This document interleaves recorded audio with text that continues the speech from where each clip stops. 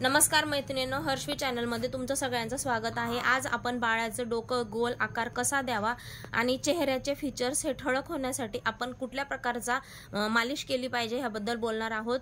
Main गोष्ट म्हणजे बाळाचं डोकं जर उभ्या आकाराचं असेल, पाठीमागून फ्लॅट असेल तर आपण बाळाची मालिश करताना असा हळूवारपणे असं थोडंसं आकार द्यायचा प्रयत्न करायचा, डोक्यावर अशा प्रकारे मालिश करायची जेणेकरून बाळाची हेअर ग्रोथ चांगली होईल। आणि फोरहेडला मसाज करताना तेल हातावर घेऊन अशा प्रकारे मसाज करायची, म्हणजे जे फोरहेडवर केस आहेत, आपल्याला जे केस नको आहेत ती केस जातील आणि बाळाचा चेहरा गोल आणि टवटवीत होण्यास मदत होईल।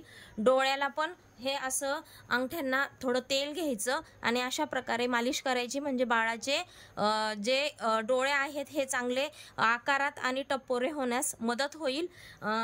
परत गालांवर पण आपण ह्या प्रकारे अशी गोल आकार अशी मालिश केल्यामुळे बाळाचे गाल पण असे मस्त गोल होतील आणि बाळ सुंदर दिसायला मदत होईल। दुसरी गोष्ट म्हणजे बाळाचे हे जे नाक आहे हे थोडेसे असं मालिश करताना ह्या पद्धतीने उचलून घ्यायचं, म्हणजे नाकाचा शेप पण खूप छान होईल आणि बाळ सुंदर दिसण्यास मदत होईल।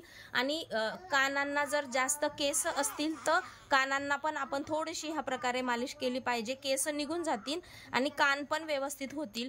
न्यूबॉर्न बेबीला बहुतेक करून भरपूर केस असतात, ह्या आपल्या असल्या मालिश करण्यामुळे व्यवस्थित केस होईल। आजचा व्हिडिओ आपला पूर्ण डोकं आणि फक्त चेहऱ्यावर आहे, बाकी मी तर पूर्ण मालिशचे व्हिडिओ दिलेलेच आहेत, पण आजचा स्पेशल व्हिडिओ हा गाल आणि चेहरा, फोरहेड आणि डोक्यावर आहे। अशा पद्धतीने जर आपण मालिश केली तर मालिशीचा जो काही असर आहे हा दुप्पट होतो आणि बाळ हा मालिश केल्यामुळे सुंदर आणि छान दिसायला मदत होते। चेहऱ्याला हात लावल्यानंतर बाळ थोडंसं आपल्याला करू देत नाही, पण तरी त्यांना थोडं शांत करून आपण अशा प्रकारे मालिश केल्यावर बाळाचा चेहरा हा टवटवीत आणि सुंदर दिसण्यास मदत होते। त्यानंतर मालिश करून झाल्यावर अशा प्रकारे थोडंसं शांतपणे त्याचं डोकं वगैरे थापवून झोपवून द्यायचं। अशाच नवनवीन व्हिडिओ घेऊन मी तुमच्या भेटीला येत राहीन, तोपर्यंत बाय।